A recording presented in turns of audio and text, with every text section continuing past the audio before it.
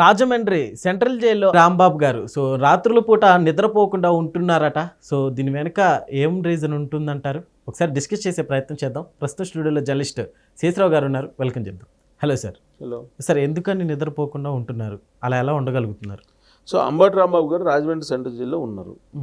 అక్కడ ఏం చేస్తున్నారు, ఆయన ఎలా ఉంటున్నారు, ఎలాంటి ఆహారం తీసుకుంటున్నారు, యాక్టివిటీ ఎలా ఉంటుంది, ఏ విధంగా అక్కడ ఉన్నటువంటి రాజమండ్రి సెంట్రల్ జైల్లో సిబ్బంది ఆయన పట్ల వ్యవహరిస్తున్నారు, ఇవన్నీ చాలా సందర్భాల్లో ఆసక్తికరంగా ఉంటాయి. ఎందుకంటే ఎవరు జైల్లోకి పోయినా, ఈవెన్ చంద్రబాబు నాయుడు గారు జైల్లోకి వెళ్ళినప్పుడు కూడా ఆ రాత్రి ఎలా గడిపారు, ఆయన ప్రత్యేకమైన సెల్లో ఉంటున్నారా, లేదంటే అక్కడ ఉన్నటువంటి జైలు సిబ్బంది ఎలా వ్యవహరిస్తున్నారు, ఇవన్నీ కొంచెం ఆసక్తికరంగా ఉంటాయి. తినేటువంటి తిండి ఏంటి, ఇవన్నీ కూడా. సో అంబటి రాంబాబు గారిని ఇప్పుడు రాజమండ్రి సెంట్రల్ జైల్లో ఉంచారు. ఎందుకు? ఆయన చంద్రబాబు నాయుడు గారి మీద పరుష పదజాలాన్ని ఉపయోగించేసి ఆయన వ్యవహరించారు. ఆ కారణం చేత ఆయన అరెస్ట్ చేశారు. అరెస్ట్ చేస్తే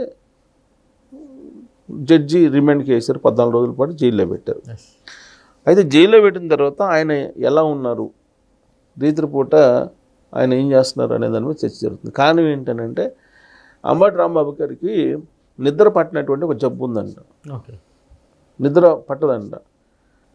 అందుకని ఆయన నిద్రపోవడానికి ఏం చేయాలనేది అక్కడ ఉన్నటువంటి జైలు సిబ్బంది రకరకాల ఆలోచనలు చేశారంట.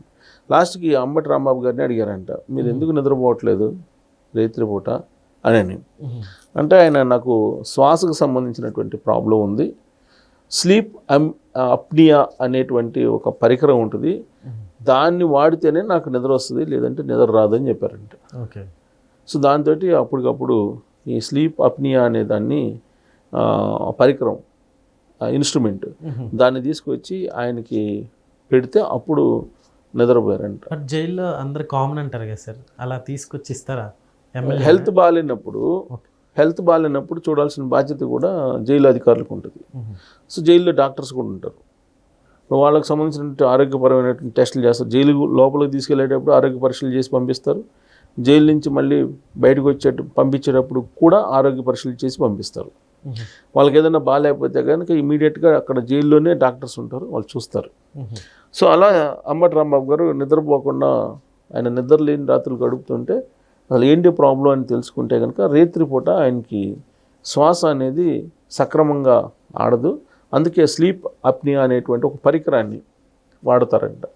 ఎందుకనంటే ఈ స్లీప్ అప్నియా అనేటువంటి పరికరం వాడకపోతే ఏమవుతుంది అని అంటే, వీళ్ళు నిద్రపోయేటప్పుడు ఆల్ ఆఫ్ సడన్గా శ్వాస ఆగిపోద్దంట. ఒక ఫ్రాక్షన్ ఆఫ్ సెకండ్స్ శ్వాస ఆగిపోయినప్పుడు ఆక్సిజన్ లెవెల్స్ తగ్గుతాయంట బాడీలో. ఇమీడియట్గా మళ్ళీ ఫ్రాక్షన్ ఆఫ్ సెకండ్స్లో మళ్ళీ శ్వాస వస్తుందంట. వచ్చినప్పుడు మళ్ళీ రికవర్ అవుతారంట. సో ఆ టైంలో జరిగే అవకాశం కూడా లేకపోలేదు అనేటువంటి ఉద్దేశంతో ఈ స్లాప్ అప్నియా అనేటువంటి పరికరాన్ని ఆయనకి అమర్చారండి జైల్లో. మామూలుగానే జైలు వాతావరణం కొంచెం క్లమ్జీగా, కంజెస్టెడ్గా ఉంటుంది. దానికి తగ్గట్టు ఈయన శ్వాసకోశ వ్యాధులతోటి ఉన్నారు. సో ఆ కారణం చేత ఆయన ఆ పరికరం ఇంట్లో ఉన్నప్పుడు పెట్టుకుంటారంట. అందుకని అది పెడుతున్నారు. అది తర్వాత ఫుడ్, ఆహారం వచ్చేటప్పటికి జనరల్గా పొలిటీషియన్స్ ఇప్పుడు కూడా జైలుకి వెళ్ళంగానే ఇమీడియట్గా కోర్టుని అడిగేది ఏంటంటే, మాకు ఇంటి భోజనం కావాలి. ఇదే వాళ్ళు అడిగేది, ఎక్కువ మంది అడిగేది. ఈవెన్ మీకు మిథున్ రెడ్డి గారు జైలుకి వెళ్ళినా అది అడిగారు, చివిరెడ్డి వెళ్ళినా అది అడిగారు. ఈ మధ్యకాలంలో జైలుకి వెళ్ళినటువంటి ప్రతి ఒక్కళ్ళు, ఈ మధ్యనే కాదు ఎప్పుడు జైలుకి వెళ్ళినా కానీ పొలిటీషియన్స్ వైట్ కాలర్ నేరాలు లేదంటే వైట్ కాలర్ కేసుల కింద వెళ్ళినటువంటి వాళ్ళు ఎవరైనా సరే ఇమీడియట్గా అడిగేది ఏంటంటే ప్రత్యేకమైనటువంటి సెల్లు, అలాగే ప్రత్యేకమైనటువంటి బెడ్, ప్రత్యేకమైనటువంటి ఏర్పాట్లు, ఏసీలు, లేదంటే కూలర్లు, ఇవే అడుగుతారు. లేదంటే ఇస్తున్నారు కదా జడ్జెస్ ఇస్తున్నారు కదా, టీవీలు పెట్టుకోవడానికి అవకాశం ఇస్తున్నారు, కూలరో లేకపోతే ఏసీ పెట్టుకోవడానికి అవకాశం ఇస్తున్నారు. ఆయన ఆరోగ్య పరిస్థితులు ఆయన ఆరోగ్య పరిస్థితి బాగాలేదని ఏదో ప్రొడ్యూస్ చేస్తారు వీళ్ళు.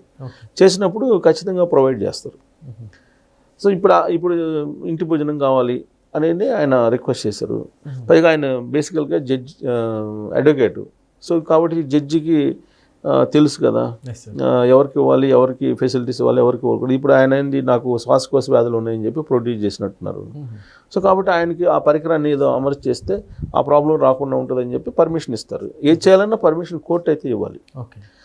సో ఇప్పుడు ఆయన్ని జైల్లో ఉన్నారు, జైల్లో ఇంటి ఫుడ్ కావాలన్నారు. ఇప్పుడు ఆయన ములాఖత్ అవుతున్నారు, ములాఖత్ వాళ్ళ ఇంట్లో వాళ్ళు ములాఖత్ అవుతున్నారు. నిన్నగాక మొన్న వాళ్ళ అల్లుడు ములాఖత్ అయ్యారు. ములాఖత్ అయ్యి బయటకు వచ్చిన తర్వాత చంద్రబాబు నాయుడు గారిని ఉద్దేశించి మాట్లాడినటువంటి మాటలు ఏవైతే ఉన్నాయో అవి అనకుండా ఉండాల్సిందే అని చెప్పి రిగ్రెట్ ఫీల్ అవుతున్నాడు అంబటి రాంబాబు గారు అని చెప్పి వాళ్ళ అల్లుడు వచ్చి మీడియా ముందు చెప్పడం జరిగింది. ఓకే.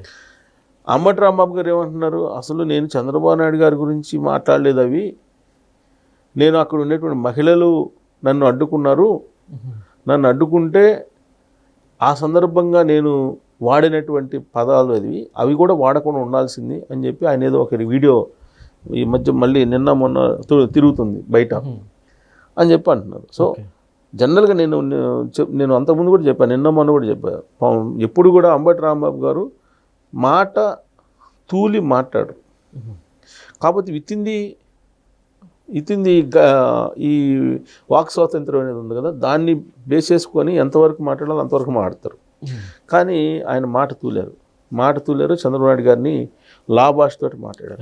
దాన్ని తట్టుకోలేకపోయారు తెలుగుదేశం పార్టీ మహిళలు, తెలుగుదేశం పార్టీ వాళ్ళు. సో దాంతో ఆయన నిలదీస్తారు, జనరల్గా నిలదీస్తారు. ఏదైనా తగినప్పుడు పొలిటీషియన్స్ నిలదీసినప్పుడు సమయాన్ని పాటించాలి. కానీ ఆయన సమయాన్ని పాటించాలి. దాంతో ఆయన మీద కేసు పెట్టారు మహిళలు, తీసుకెళ్ళి జైల్లో వేశారు. ప్రతిగా ఆయన ఇంటి మీద కూడా దాడి చేశారు, వాళ్ళ మీద కూడా కేసులు పెట్టారు. సో డ్యూ కోర్స్ దానికి చట్టం తన పని దాన్ని చేసుకుపోతుంది. అయితే జైల్లో అంబటి రాంబాబు గారు ఎలా ఉన్నారు అనేది మాత్రం ఆసక్తికరం. ఇప్పుడు ఆయన ఏంటి, జైలు కంటే ముందు లాకప్లో ఉన్నారు, నల్లబడ లాకప్లో పెట్టారు ఆయన్ని. ఈ నల్లబడ లాకప్లో పెట్టినప్పుడు ఇద్దరు సిఐలు తనని పంగ చీల్చి కొట్టారు అని చెప్పి చెబుతున్నాడు. 3rd డిగ్రీ చేశారు, నా మీద భౌతిక దాడులు చేశారని చెప్పి ఆయన అభియోగాలు మోపారు. ఎక్కడ మోపారు? జడ్జి దగ్గర మోపారు. హాస్పిటల్లో మళ్ళీ చెకింగ్ వచ్చినప్పుడు హాస్పిటల్లో ఈ ఇష్యూ చెప్పాల. ఇప్పుడు భౌతిక దాడి చేసి ఉంటే, పంగా చీల్చి కొట్టుంటే హాస్పిటల్లో రిపోర్ట్ అయితే వస్తుందా? అక్కడైతే చెప్పాల, బట్ జడ్జికి అయితే చెప్పారు. నిజంగా అలా కొట్టుంటారా? కొట్టే అవకాశం ఉండకపోవచ్చు. ఎందుకంటే పోలీసులు అంత తొందరగా ఈజీగా కొట్టరు. ఏదో పొలిటికల్ ప్రెజర్ ఇచ్చి రఘురామకృష్ణరాజు గారు లాంటి ట్రీట్మెంట్ ఇప్పించే నాయకుడు ఉంటే ఏమైనా జరిగిద్దా, కానీ ఇప్పుడు అలాంటి పరిస్థితి ఉండకపోవచ్చు. బట్ ఎనీహౌ అంబటి రాంబాబు గారిని పోలీసులు ఇప్పుడు కస్టడీ తీసుకోవాలనుకుంటున్నారు విచారించడానికి. ఒక 3-4 రోజులు 5 రోజులు కస్టడీకి అడిగితే ఒక 2 రోజులు 3 రోజులు ఇచ్చే అవకాశం ఉంది. కస్టడీ పిటిషన్ వేయాలని చెప్పి పోలీసులు ప్రయత్నం చేస్తున్నారు. జైల్లో నుంచి బయటకు తీసుకొచ్చి జ్యుడిషియల్ కస్టడీ తీసుకొచ్చి విచారించాలనే ప్రయత్నం అయితే చేస్తూ ఉన్నారు. ప్రస్తుతానికి అయితే ఆయన జైల్లోనే ఉన్నారు. బహుశా నేను అనుకుంటే బెయిల్ మీద వచ్చే అవకాశాలు కూడా లేకపోలేదు. Okay sir, thank you.